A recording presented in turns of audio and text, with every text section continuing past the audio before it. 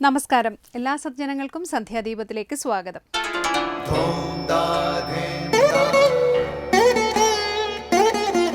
ശുഭം ഭവതു കല്യാണമായുസാരോഗ്യവർദ്ധനം സർവദുഃഖ വിനാശായ സന്ധ്യാദീപം നമോസ്തുതേ. നാമം ജപായനം പുണ്യം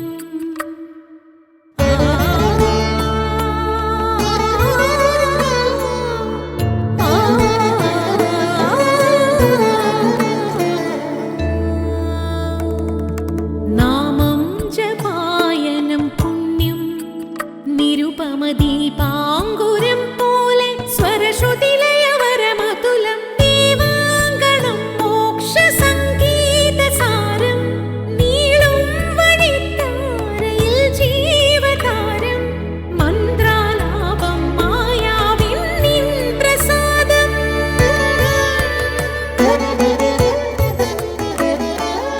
ഇരുൾ നീങ്ങിയുണരുന്ന തെളിനാളദീപം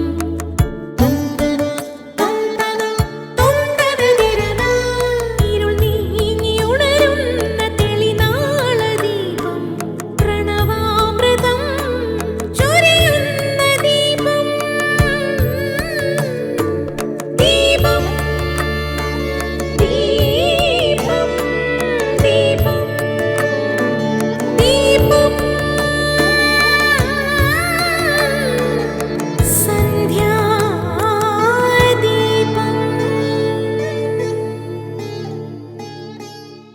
ഇപ്പോൾ സമയം അനുകൂലമല്ലെന്ന് ചിലർ പരാതി പറയാറുണ്ട്. സമയം എപ്പോഴും അനുകൂലം തന്നെയാണ്.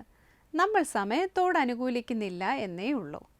അനുകൂലവും പ്രതികൂലവും നമ്മിൽ തന്നെയാണ്. അതറിയാതെയാണ് മനുഷ്യർ സാഹചര്യങ്ങൾക്ക് അടിമപ്പെടുന്നത്. നല്ല കാലം വരട്ടെ എന്ന് പറഞ്ഞിരുന്നാൽ നല്ലത് പലതും കൈവിട്ടു പോകും. നല്ല കാര്യത്തിന് നേരം നോക്കിയിരിക്കരുത്. ശുഭസ്യ ശീഘ്രം എന്നാണ് പറയുന്നത്. നല്ലത് ചെയ്യാനുള്ള പരിശ്രമം ഉടനെ ചെയ്യണം. മനുഷ്യ ശരീരം ഒരു വാടക വീടാണ്. ഏത് നിമിഷവും നമുക്കതിൽ നിന്നും ഇറങ്ങിപ്പോകേണ്ടി വരും. ആ ബോധം ഉൾക്കൊണ്ട് എത്രയും വേഗം നിത്യമായ സത്യത്തെ അറിയാൻ ശ്രമിക്കണം. എങ്കിൽ ഇറങ്ങിപ്പോകേണ്ട സമയം വരുമ്പോൾ പുഞ്ചിരിയോടെ ഇറങ്ങിപ്പോകാം. നിത്യാനന്ദത്തിൽ സ്ഥിരപ്രതിഷ്ഠനാകുകയും ചെയ്യാം. ഈശ്വരനോടടുക്കാനും നന്മയിലേക്കുയരാനുമുള്ള ഒരപൂർവമായ അവസരമാണ് മനുഷ്യജന്മം. നശ്വര വസ്തുക്കൾക്ക് പിന്നാലെ അലഞ്ഞു നടന്ന് ജീവിതം വ്യർത്ഥമാക്കാതെ നമ്മൾ ഓരോ നിമിഷവും വിവേകപൂർവ്വം വിനിയോഗിക്കണം. തുടർന്ന് ശ്രീ കാവാലം ശ്രീകുമാർ ദക്ഷിണാമൂർത്തി സ്തോത്രം ആലപിക്കുന്നത് കേൾക്കാം.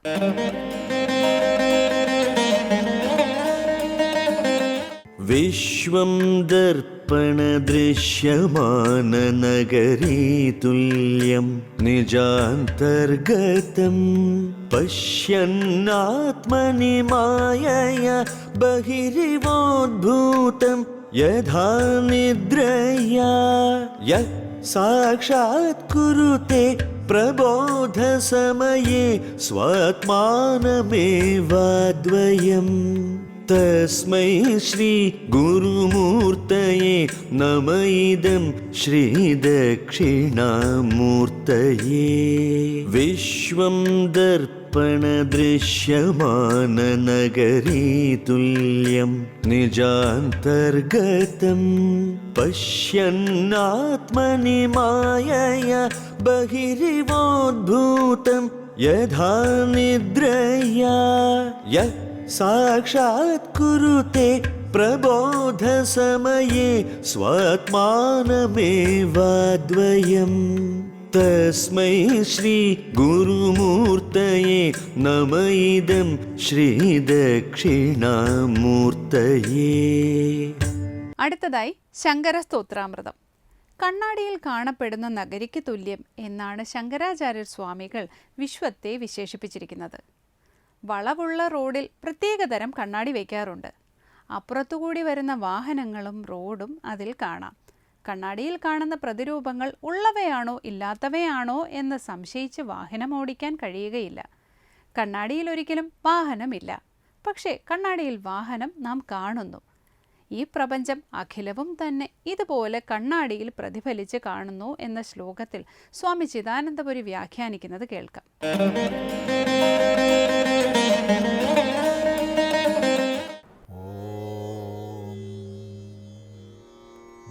ഗുരുർബ്രഹ്മാ ഗുരുർവിഷ്ണു ഗുരുർദേവോ മഹേശ്വരഃ ഗുരു സാക്ഷാത് പരം ബ്രഹ്മ തസ്മൈ ശ്രീ ഗുരവേ നമഃ. ഓം സദാശിവസമാരംഭാം ശങ്കരാചാര്യമധ്യമാം അസ്മദാചാര്യപര്യന്താം വന്ദേ ഗുരുപരമ്പരാം. ശങ്കരകൃതികളിൽ ശ്രീ ദക്ഷിണാമൂർത്തി സ്തോത്രമാണ് ശ്രദ്ധിക്കുന്നത്. അവിടെ ഒന്നാമത്തെ ശ്ലോകത്തിൽ തസ്മൈ ശ്രീ ഗുരുമൂർത്തയേ നമഃ എന്ന് പറഞ്ഞു. ശ്രീ ഗുരുമൂർത്തിക്ക് ആയിക്കൊണ്ട് നമസ്കാരം. അന്ധകാരത്തെ നീക്കുന്നവനാണ് ഗുരു, വ്യക്തമായി ഉപദേശിക്കുന്നവനാണ് ഗുരു എന്നെല്ലാം നമ്മൾ ശ്രദ്ധിച്ചു. അങ്ങനെയുള്ള ഗുരു മൂർത്തിമത് ഭാവത്തെ സ്വീകരിച്ച് പ്രകടനായിരിക്കുക, സർവ്വലോകത്തിൻ്റെയും ഗുരു, ജഗദ്ഗുരുവായിട്ട്. എങ്ങനെ? അതാണ് ശ്രീ ദക്ഷിണാമൂർത്തി. ദക്ഷിണനും അമൂർത്തിയും. സകല പ്രപഞ്ച വ്യവഹാരങ്ങൾക്കും പിന്നിൽ ദക്ഷിണനായി, സമർത്ഥനായി, സൃഷ്ടി സ്ഥിതി സംഹാരമെന്ന് വേണ്ട എല്ലാത്തിനും കാരണഭൂതനായി നിലകൊള്ളുന്ന ദക്ഷിണൻ. അതേ സമയത്ത് അമൂർത്തി, രൂപരഹിതൻ, അവനാണ് ദക്ഷിണാമൂർത്തി. അല്ലെങ്കിൽ ഋഷിമാർക്കും ദേവതകൾക്കും തത്വോപദേശം ചെയ്തുകൊണ്ട് ദക്ഷിണ ദിക്കിലേക്ക് മൂർത്തിയാക്കി, തെക്കൻ ദിക്കിലേക്ക് മൂർത്തിയാക്കിയിരിക്കുന്നവനാരോ അവൻ ദക്ഷിണാമൂർത്തി. അങ്ങനെ ദക്ഷിണാമൂർത്തിക്കായിക്കൊണ്ട് ദാ നമസ്കാരം. ഈ ഒരു വാക്യം എല്ലാ ശ്ലോകങ്ങളിലും ആവർത്തിക്കുന്നു. നോക്കൂ, പറയാണ്, വിശ്വം ദർപ്പണ ദൃശ്യമാന നഗരീ തുല്യം നിജ അന്തർഗതം മായയാ ബഹിഃ ഇവ ഉദ്ഭൂതം ആത്മനി പശ്യൻ യഹ സാക്ഷാത് കുരുതേ പ്രബോധസമയേ സ്വാത്മാനമേവാദ്വയം തസ്മൈ ശ്രീ ഗുരുമൂർത്തയേ നമ ഇദം ശ്രീ ദക്ഷിണാമൂർത്തയേ. ഇവിടെ ആദ്യം പറയുന്നത് വിശ്വം ദർപ്പണ ദൃശ്യമാന നഗരീ തുല്യം എന്നാണ്. ദർപ്പണ ദൃശ്യമാന നഗരീ തുല്യം, ദർപ്പണത്തിൽ ദൃശ്യമാനമാകുന്ന നഗരിക്ക് തുല്യം. ദർപ്പണം എന്നാൽ കണ്ണാടി. അപ്പോൾ കണ്ണാടിയിൽ ദൃശ്യമാനമാകുന്ന, കാണപ്പെടുന്ന നഗരിക്ക് തുല്യം. ഇപ്പോൾ സാധാരണഗതിയിൽ നമ്മൾ ഒരു കണ്ണാടിയിൽ നമ്മുടെ പ്രതിരൂപത്തെ കാണുന്നു. ഇനി ആ കണ്ണാടി വിപരീതമായ ദിശയിൽ തിരിച്ചു വെച്ചാൽ എങ്ങോട്ടാണോ കണ്ണാടി തിരിച്ചു വെച്ചിട്ടുള്ളത് ആ പ്രദേശത്തെ കാഴ്ചകൾ നമ്മൾ കണ്ണാടിയിൽ പ്രതിഫലിച്ച് കാണുന്നു. എന്നാൽ സവിശേഷതയാർന്ന കണ്ണാടികൾ വളരെ വലിയൊരു പ്രദേശത്തെ എടുത്ത് കാണിക്കാൻ പര്യാപ്തമാണ്. അപ്പോൾ വലിയൊരു മേഖല മുഴുവൻ ഒരു കണ്ണാടിയിൽ പ്രതിഫലിച്ച് കാണുകയാണെന്ന് വയ്ക്കുക. ഇത്തരം കണ്ണാടികൾ നമ്മൾ ഉപയോഗിക്കാറുണ്ട്. നമ്മൾ വാഹനങ്ങളിലൊക്കെ പിന്നിലുള്ള കാഴ്ചകൾ കാണാൻ വേണ്ടി ഉപയോഗിക്കുന്ന കണ്ണാടിയിൽ വലിയ ഒരു മേഖല നമ്മൾ ചെറിയൊരു പ്രതലത്തിൽ കാണുന്നുണ്ട്. ചെറിയൊരു പ്രതലത്തിൽ വലിയ മേഖല കാണുന്നുണ്ട്. അപ്പോൾ സങ്കല്പിക്കുക, വലിയൊരു നഗരത്തെ മുഴുവൻ പ്രതിബിംബിപ്പിക്കാൻ അല്ലെങ്കിൽ പ്രതിഫലിപ്പിക്കാൻ കഴിവുള്ള ഒരു കണ്ണാടിയെ സങ്കല്പിക്കുക. ഇന്നത്തരം കണ്ണാടികൾ നമ്മൾ കണ്ടിട്ടില്ല, എങ്കിലും നമുക്കറിയാം സാധിക്കുമെന്നുള്ളത്. ആ ഒരു കണ്ണാടിയെ ഭാവന ചെയ്യൂ.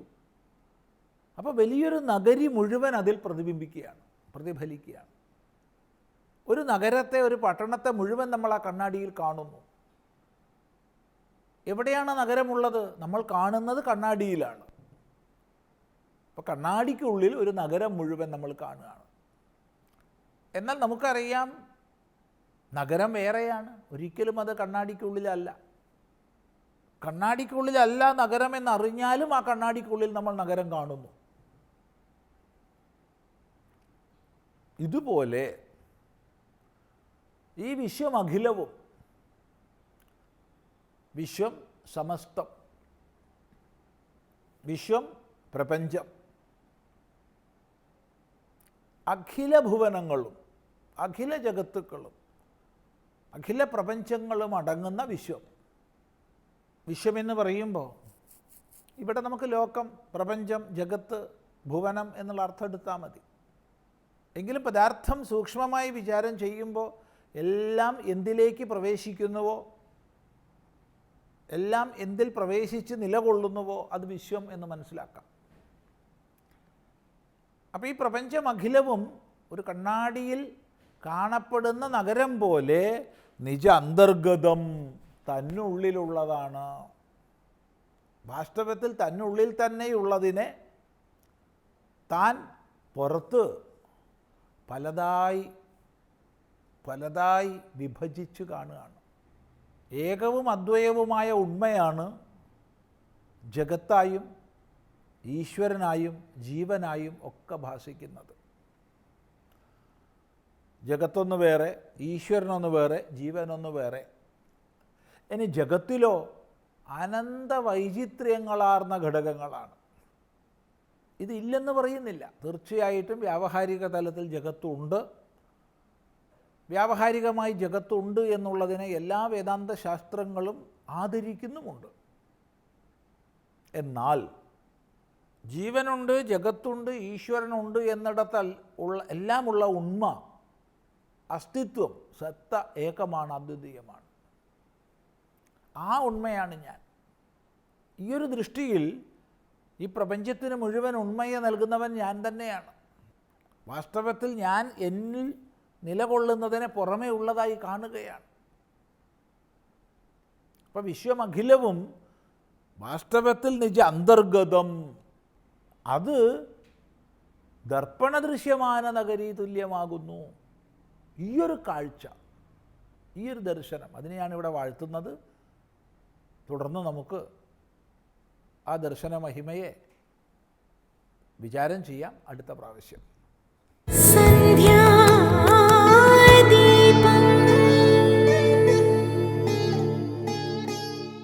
തുടർന്ന് സനാതനധർമ്മം.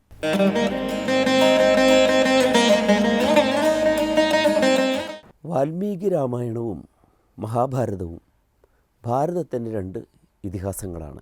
ഈ രണ്ട് ഇതിഹാസങ്ങളിൽ ഭാരതത്തിൻ്റെ വൈദികമായ ആശയങ്ങളുടെ ആവിഷ്കാരം നടന്നിട്ടുണ്ട്. പക്ഷേ പലപ്പോഴും നമ്മൾ രാമായണം എന്ന് പറയുമ്പോൾ അധ്യാത്മരാമായണം കിളിപ്പാട്ടാണ് നമ്മൾ അർത്ഥമാക്കാറുള്ളത്. നമ്മുടെയൊക്കെ കുടുംബങ്ങളിൽ അതാണ് സാധാരണ പാരായണം ചെയ്യാറുള്ളതും.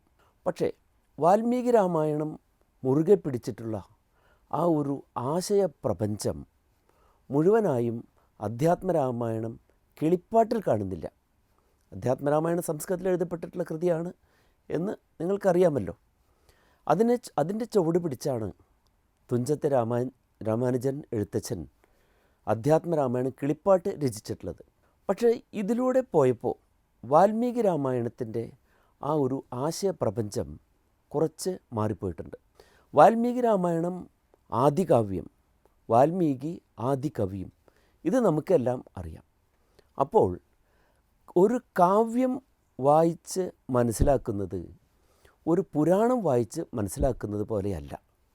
കാരണം കാവ്യത്തിൻ്റെ അർത്ഥം അതിൽ നിന്ന് ധ്വനിക്കുന്ന അഥവാ പ്രതീതിക്ക് വിഷയമായി തീരുന്ന അർത്ഥമാണ്. ആ അർത്ഥത്തെ ഗ്രഹിക്കുന്നതിൽ വരുന്ന പിഴവുകൾ വാൽമീകിയുടെ ദർശനത്തിൽ വലിയ മാറ്റം വരുത്തുന്നതിന് കാരണമായിത്തീരും. ഇതിഹാസ പുരാണങ്ങളിൽ വേദാർത്ഥങ്ങൾ ഉപബ്രഹ്മണം ചെയ്യണം, പ്രപഞ്ചനം ചെയ്യണം എന്ന് ബ്രഹ്മാണ്ഡ പുരാണത്തിൽ പറയുന്നുണ്ട്. ആ ആശയം കാണണമെങ്കിൽ വാൽമീകി രാമായണത്തെ തന്നെ നോക്കണം. അപ്പോൾ വാൽമീകി രാമായണത്തിൻ്റെ ആരംഭം തൊട്ടേ നോക്കിയാൽ ഒരു കാവ്യത്തിൻ്റെ ആവിർഭാവത്തിൻ്റെ എല്ലാ ലക്ഷണങ്ങളും അതിൽ കാണാം. ഒരു കാവ്യം ആവിർഭവിക്കുന്നത് കവിത്വശക്തിയുള്ള ഒരു വ്യക്തി സമൂഹത്തിലെ ചില അസമത്വങ്ങളെക്കുറിച്ച് ചിന്തിക്കുന്നു, അഥവാ ചില പ്രശ്നങ്ങളെക്കുറിച്ച് ചിന്തിക്കുന്നു. അങ്ങനെ അസ്വസ്ഥചിത്തനായിട്ട് നടക്കുമ്പോൾ അദ്ദേഹത്തിന് ഒരു ഇതിവൃത്തം ലഭിക്കുന്നു. ആ ഇതിവൃത്തത്തിൻ്റെ പ്രാപണമാണ് ആദ്യം തന്നെ നമ്മൾ വാൽമീകി രാമായണത്തിൽ കാണുന്നത്. വാൽമീകി ഈ ലോകത്ത് ആരെങ്കിലും നല്ല മനുഷ്യരുണ്ടോ, പരിപൂർണതയുള്ളവരുണ്ടോ എന്നാണ് വാൽമീകിയുടെ മനസ്സിനെ വല്ലാതെ വ്യസനിപ്പിച്ച ഒരു ചിന്ത. അങ്ങനെ നടക്കുന്ന സമയത്താണ് അദ്ദേഹം നാരദ മഹർഷിയെ കാണുന്നത്. നാരദൻ എന്ന് പറഞ്ഞാൽ തന്നെ നാരം എന്ന് പറഞ്ഞാൽ അറിവ് എന്നാണ് അർത്ഥം. അറിവിനെ പ്രദാനം ചെയ്യുന്ന ആളാണ് നാരദൻ. അപ്പോൾ നാരദനോട് ഉടനെ തന്നെ ചോദിച്ചു. നാരദനെ കണ്ടതേ വാൽമീകി ഇതാണ് ചോദിക്കാൻ നടക്കുന്നത്. ആരാണ് ഈ ലോകത്ത് നല്ല മനുഷ്യരുള്ളത്, ആരാണ്? കോന്വസ്മിൻ സാമ്പ്രതം ലോകേ ഗുണവാൻ കശ്ച വീര്യവാൻ ധർമ്മജ്ഞശ്ച കൃതജ്ഞശ്ച സത്യവാക്യോ ദൃഢവ്രതഃ ചാരിത്രേണ ച കോ യുക്തഃ സർവഭൂതേഷു കോ ഹിതഃ വിദ്വാൻ കസ് സമർത്ഥശ്ച കശ്ചൈക പ്രിയദർശനഃ ആത്മവാൻ കോ ജിതക്രോധോ. അങ്ങനെ പോകുന്ന അദ്ദേഹത്തിൻ്റെ ചോദ്യങ്ങൾ. ഈ ലോകത്ത് ആരാണ് ഗുണവാനായിട്ടുള്ളവൻ? ഗുണവാൻ എന്ന് പറഞ്ഞാൽ എടുത്ത് പറയത്തക്ക വിധത്തിലുള്ള ഗുണങ്ങളുള്ളവനെയാണ് ഗുണവാൻ എന്ന് പറയുക. അത് സ്പൃഹണീയങ്ങളായിട്ടുള്ള നല്ല ഗുണങ്ങൾ, ദുർഗുണങ്ങളെ അല്ല നമ്മൾ ഗുണങ്ങൾ എന്ന് പറയുന്നത്. അങ്ങനെയുള്ള ആൾ ആരാണ്? കശ്ച വീര്യവാൻ, പലർക്കും ഗുണങ്ങൾ കാണും, പക്ഷേ അതിനനുസരിച്ച് പ്രവർത്തിക്കത്തക്ക വീര്യമുണ്ടാവില്ല. അപ്പോൾ ഗുണവും വേണം, വീര്യവും വേണം, എന്നാലേ അത് പ്രവൃത്തിപഥത്തിൽ കൊണ്ടുവരാൻ സാധിക്കുകയുള്ളൂ. സത്യവാനും ആയിരിക്കണം അദ്ദേഹം. ഗുണവാൻ കശ്ച വീര്യവാൻ ധർമ്മജ്ഞശ്ച കൃതജ്ഞശ്ച. ധർമ്മത്തെ അറിയുന്നവൻ ധർമ്മജ്ഞൻ, ശാസ്ത്രം അറിയുന്നവനെ ശാസ്ത്രജ്ഞൻ എന്ന് പറയുന്നത് പോലെയാണ്. അതുപോലെ കൃതത്തെ അറിയുന്നവൻ കൃതം. ആരെങ്കിലും നമുക്ക് എന്തെങ്കിലും ചെയ്തിട്ടുണ്ടെങ്കിൽ അതിനെക്കുറിച്ച് അറിയുക. അങ്ങനെ അറിയുമ്പോൾ എന്തുണ്ടാകും? അതിനനുസരിച്ചുള്ള കൃതജ്ഞത കൊണ്ട് നിർഭരമായിത്തീരും നമ്മുടെ മനസ്സ്. അതുപോലെ കൃതജ്ഞനായിട്ടുള്ളവൻ ആരാണ്? പിന്നെ ചോദിക്കുന്ന ഒരു ചോദ്യം വളരെ പ്രസക്തമാണ്. ചാരിത്രേണ ച കോ യുക്തഃ. ചാരിത്ര ഗുണമുള്ള ആരെങ്കിലും ഉണ്ടോ എന്നാണ് ചോദിക്കുന്നത്. ചാരിത്രം എന്ന് പറയുമ്പോൾ തന്നെ നമ്മൾ പലപ്പോഴും തെറ്റിദ്ധരിക്കുന്ന ഒരു പദമാണത്. സ്ത്രീകൾക്ക് വേണ്ട ഒരു ഗുണമാണ് ചാരിത്രം എന്ന് പലപ്പോഴും നമ്മൾ വിചാരിക്കാറുണ്ട്. അങ്ങനെയല്ല. ചാരിത്രം എല്ലാവർക്കും, സ്ത്രീക്കോ പുരുഷനോ ഇനി അതിൽ നിന്ന് ഭിന്നപ്രകൃതികളായിട്ടുള്ള ആളുകളോ ഉണ്ടെങ്കിൽ അവർക്കെല്ലാവർക്കും വേണ്ട ഒരു ഗുണമാണ് ചാരിത്ര ഗുണം. നാം എങ്ങനെ ചരിക്കുന്നു അതാണ് നമ്മുടെ ചരിത്രം. നമ്മൾ ഹിസ്റ്ററി എന്നൊക്കെ പറയാറുണ്ടല്ലോ. അതിന് സംസ്കൃതത്തിൽ നമ്മൾ ഇതിഹാസം എന്നാണ് പറയുക. പക്ഷേ ഇതിഹാസം ഒരു ഇങ്ങനെ ഇവിടെ ഉണ്ടായിരിക്കുന്നു എന്നർത്ഥം. അപ്പോൾ ഭാരതത്തിലൊരു സംഭവം നടന്നാൽ അത് ഇങ്ങനെ ഉണ്ടായിരിക്കുന്നു, ഇതി ഇഹ ആസ, ഇങ്ങനെ ഉണ്ടായിരിക്കുന്നു എന്ന അർത്ഥത്തിലാണ് നമ്മൾ ഇതിഹാസം എന്ന് പറയുക. പക്ഷേ ഒരു വ്യക്തി ചെയ്യുന്ന കാര്യങ്ങൾ അയാൾ ചരിക്കുന്നതാണ്. അപ്പോൾ വ്യക്തിയുടെ ആ ചരിതങ്ങളെയാണ് നമ്മൾ ചരിത്രം എന്ന് പറയുന്നത്. അതിൻ്റെ സംശുദ്ധിയെയാണ് ചാരിത്രം എന്ന് നമ്മൾ പറയുന്നത്. അപ്പോൾ പുരുഷനാണെങ്കിലും സ്ത്രീയാണെങ്കിലും ഇപ്പം നമ്മളെപ്പോഴും പരിഗണിക്കുന്ന ഒരു വിഭാഗമാണ് ട്രാൻസ്ജെൻഡർ, ഭിന്നപ്രകൃതി. അപ്പോൾ പുരുഷപ്രകൃതിയായിട്ടുള്ള ശരീരമുണ്ട്, സ്ത്രീ പ്രകൃതിയായിട്ടുള്ള ശരീരമുണ്ട്, ഭിന്നപ്രകൃതികളായിട്ടുള്ള ശരീരങ്ങളുണ്ട്. ശരീരം ഏതാണെങ്കിലും മനുഷ്യൻ മുറുകെ പിടിക്കേണ്ടതായിട്ടുള്ള ആ ചരിത്രത്തിൻ്റെ നന്മ അതുള്ളവർ ആരാണ്? ചാരിത്രേണ ച കോ യുക്തഃ. അങ്ങനെയുള്ള ആൾ സർവഭൂതേഷു കോ ഹിതഃ. സർവഭൂതങ്ങൾക്കും ഹിതമായിട്ടുള്ളവൻ. ഹിതം എന്ന് പറഞ്ഞാൽ അവരുടെ നന്മയെ മാത്രം ലക്ഷ്യമാക്കി പ്രവർത്തിക്കുന്ന ആളാണ്. ഈ വിധത്തിലൊക്കെയുള്ള ആൾ ആരാണ്? മഹർഷയെ ത്വം സമർത്ഥോസി ജ്ഞാതുമേവം വിധം നരൻ. അങ്ങനെയുള്ള നരനെ അറിയുവാൻ, അല്ലയോ നാരദ മഹർഷേ, അങ്ങ് കെൽപ്പുള്ളവനാണ്, അങ്ങേക്കറിയാം. അങ്ങനെ ആരെങ്കിലും ഉണ്ടെങ്കിൽ എനിക്ക് പറഞ്ഞു തരൂ എന്നാണ് വാൽമീകി ചോദിക്കുന്നത്. അതിനുത്തരമായിട്ടാണ് നാരദൻ ശ്രീരാമനെക്കുറിച്ച് വാൽമീകിക്ക് പറഞ്ഞു കൊടുക്കുന്നത്. ഇതാണ് നമ്മുടെ രാമായണത്തിൻ്റെ ഇതിവൃത്തം.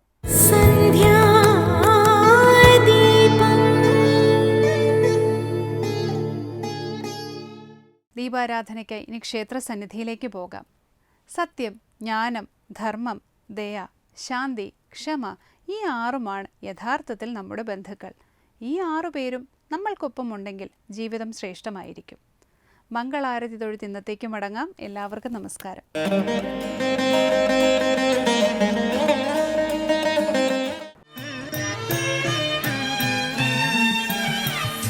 സപ്തർഷിമാർക്കും വൈവസ്വതനും തത്വങ്ങൾ ഉപദേശിച്ചു, വിശ്വതത്വങ്ങൾ ഉപദേശിച്ചു.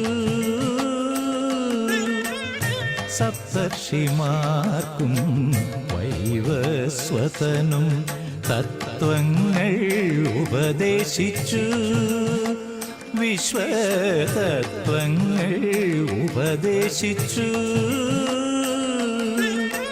ജഗദാശ്രയൻ ഹയഗ്രീവനെ ഹനിച്ചു, നിഗമങ്ങൾ സമുദ്ധരിച്ചു. ജഗദാശ്രയൻ ഹയഗ്രീവനെ ഹനിച്ചു, നിഗമങ്ങൾ സമുദ്ധരിച്ചു. നിഗമങ്ങൾ സമുദ്ധരിച്ചു. വേദാവിൽ നിന്നും പണ്ട് ഹയഗ്രീവൻ എന്ന ദൈത്യൻ വേദങ്ങൾ അപഹരിച്ചു. ചതുർവേദങ്ങൾ അപഹരിച്ചു. വേദാവിൽ നിന്നും പണ്ട് ഹയഗ്രീവൻ എന്ന ദൈത്യൻ വേദങ്ങൾ അപഹരിച്ചു. ചതുർവേദങ്ങൾ അപഹരിച്ചു. അനന്തമാം സാഗര ഗഹ്വരത്തിൽ പോയി അനന്തരം അവനൊളിച്ചു. അനന്തമാം സാഗര ഗഹ്വരത്തിൽ പോയി അനന്തരം അവനൊളിച്ചു. അനന്തരം